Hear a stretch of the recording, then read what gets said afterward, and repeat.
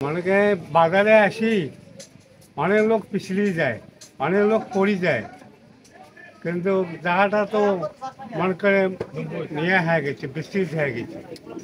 কি চাচ্ছেন এখন? এখন টয়লেট, এখন মানে রাস্তাটা মেরামত।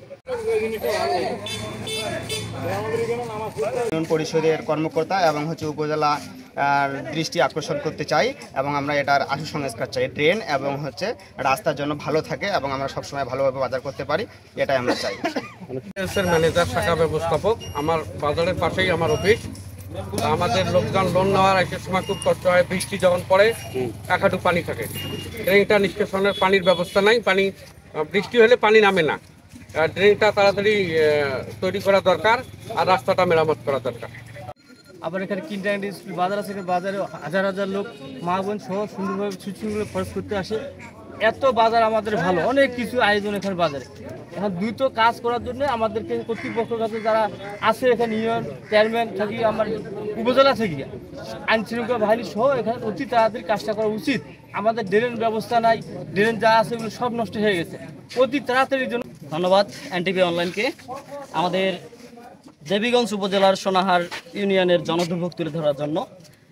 আমরা বর্তমানে যেই সমস্যাটির সম্মুখীন হচ্ছি সেটি হচ্ছে আমাদের সোনাহারের সবচেয়ে বড় সমস্যা হচ্ছে ড্রেনেজ ব্যবস্থা।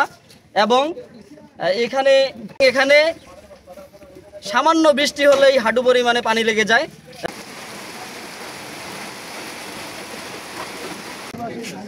যে সমস্যার মধ্যে আমরা পড়ছি, এটা সামনে দেখতেছেন আমাদের সোনাহার বাজার কেন্দ্রীয় গ্রামে বসে, এবং এখানে মাদ্রাসা আছে, একটা 3তলা 5তলা ভবন মাদ্রাসা আছে, আইজি মাদ্রাসা।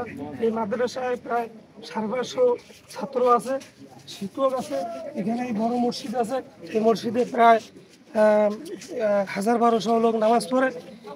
আমরা 3 দিন আগে যে নোংরা পানি খসে যে নামাজে যাইতে হয়, এটা আমরা সবচেয়ে আমাদের দুঃখ যে এই নোংরা পানি খসে আমাদেরকে মসজিদে প্রবেশ করতে হয়। এবং যেটি জানাচ্ছিলেন আমাদেরকে এখানকার কেন্দ্রীয় মসজিদের মুয়াজ্জিন, যে মসজিদ একটি পবিত্র জায়গা, ইবাদতের স্থান, এবং সেখানে যেতে হলেও এই বাজারের ড্রেনের নোংরা পানি মাড়িয়ে তারপর কিন্তু মসজিদে যেতে হচ্ছে। এবং একই সাথে এলাকার যারা জনসাধারণ রয়েছেন, বাজারের আশপাশের যারা লোকজন রয়েছেন, শিক্ষার্থী যারা রয়েছেন, তাদের করজোড় দাবি, এবং তারা বারবারই চেষ্টা করছেন যেন খুব দ্রুত সময়ের মধ্যে এই সমস্যাটি সমাধান করা হয় এবং যথাযথ কর্তৃপক্ষ যেন গুরুত্বের সাথে এই বিষয়টি দেখেন। এই ছিল আমার কাছে পঞ্চগড় জেলার দেবীগঞ্জ উপজেলার সোনাহার বাজার থেকে সর্বশেষ।